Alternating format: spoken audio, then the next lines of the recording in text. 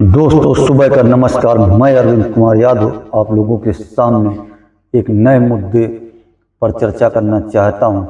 आशा करता हूं मेरे सभी भाई बहन ध्यानपूर्वक इस वीडियो को सुनेंगे और अपनी राय कमेंट में जरूर बताएंगे। दोस्तों मेरा उद्देश्य केवल इतना रहता है कि आजकल जो हमारे आसपास घटनाएं घट रही हैं उन घटनाओं को आप तक लेकर आना और उन पर चर्चा करना। तो दोस्तों चर्चा शुरू करते हैं। आप लोग सभी जानते होंगे कि आजकल प्राइवेट नौकरियों में क्या होता है कि थर्ड पार्टी का एक चलन चल गया है। कोई भी कंपनी हो, हॉस्पिटल हो या बैंक हो, हर जगह थर्ड पार्टी से एम्प्लॉय लिए जाते हैं। अब ये कंपनियां खेल क्या खेलती हैं लेबरों के साथ में, मजदूरों के साथ में या अन्य स्टाफ कह लीजिए। जब ये अपॉइंट कराती हैं तो 11 महीने के लिए अपॉइंटमेंट करती हैं। होता क्या है, जो हम लोग थर्ड पार्टी पे भर्ती होते हैं तो बहुत छोटी पोस्ट पे भर्ती होते हैं। हाउसकीपिंग हो गया, ऑफिस बॉय हो गया या अन्य कई पोस्टें। अब ये लोग करते क्या है, 11 महीने का बॉन्ड क्यों साइन कराते हैं? ताकि इनको ग्रेजुइटी ना देनी पड़े, इनको बोनस ना देना पड़े, इनको अन्य कोई सुविधा ना देनी पड़े, ये कल को हमारे खिलाफ लेबर कोर्ट में ना खड़े हो सकें। नौकरी का इतना ज्यादा प्रेशर होता है हर आदमी को, वो सोचता है कि किसी प्रकार से नौकरी मिल जाए मुझको, बाद में देखेंगे। मगर ये लोग क्या करते हैं, 11 महीने या 1.5 साल के बाद एक नियम लेके आते हैं कि रोटेट करना है। रोटेट का मतलब होता है ट्रांसफर करना। रोटेट का मतलब ये नहीं होता है कि आप इन एम्प्लॉइयों को हटा दें।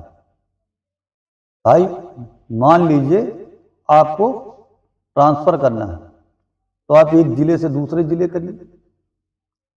जिस व्यक्ति को जाना होगा जाएगा, नहीं जाना होगा वो रिजाइन दे देगा। मगर ये कंपनी क्या करती हैं कि ट्रांसफर नहीं करती हैं, सीधे सीधे रिजाइन करा देती हैं। अब एक एज के बाद वो व्यक्ति कहां नौकरी मांगने जाएगा? ये बहुत गंभीर प्रश्न है।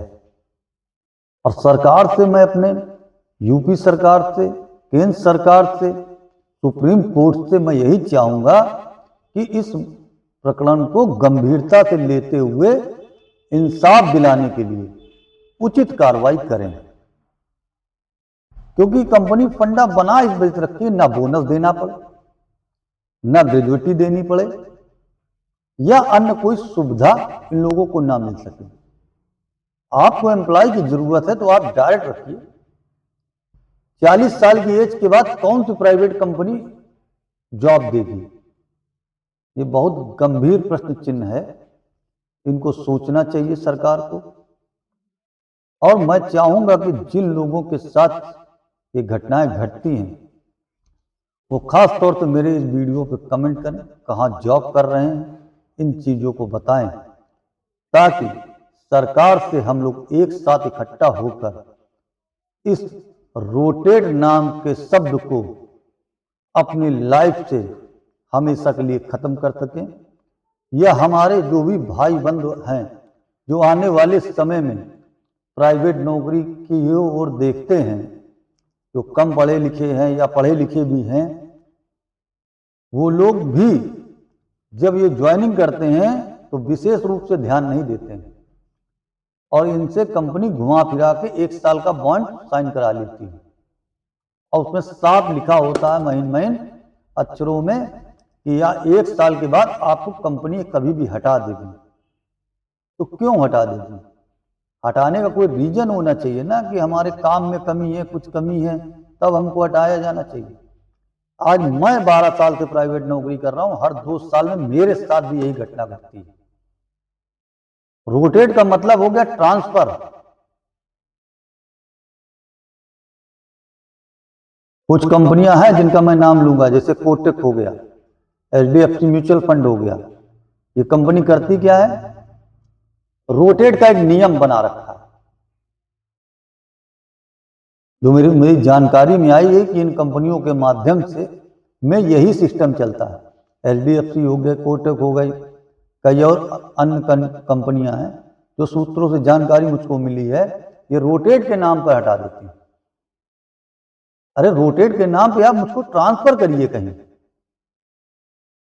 रोटेट का मतलब ये नहीं है कि जो है आप जो है हमको नौकरी से हटा दीजिए, कहिए अब 3 महीने और 6 महीने के बाद आपको फिर से ज्वाइन करा लिया जाए, क्योंकि आपकी जरूरत तो है, मगर आपका हक भी मारना है, आपकी सैलरी भी कम करनी है। इन सब चीजों में दिमाग लगाया जाता है। बड़े बड़े लोग ऊंचे ऊंचे पद पर बैठकर केवल आम मजदूरों का हक मारने का प्रयास करते हैं। तो सरकार से, यूपी सरकार और केंद्र सरकार, सुप्रीम कोर्ट और हाई कोर्ट सभी से विनती करूंगा, यहां तक कि लेबर कोर्ट के भी अधिकारियों से विनती करूंगा कि इस नियम को बदल दिया जाए। अगर हमारे काम में कमी है तो आप काम में कमी बताकर हमको हटाइए, ना कि रोटेट के नाम पर आप हमको हटा सकते हैं। तो मैं सभी भाइयों से निवेदन करूंगा कि जिन जिन के साथ ऐसी घटनाएं घटी हों या घटती हों, वो इस वीडियो पे लाइक कमेंट जरूर करें। मैं अरविंद कुमार यादव फिर एक नए मुद्दे के साथ आप लोगों के सामने हाजिर होऊंगा। जय हिंद, जय भारत, जय भारत माता।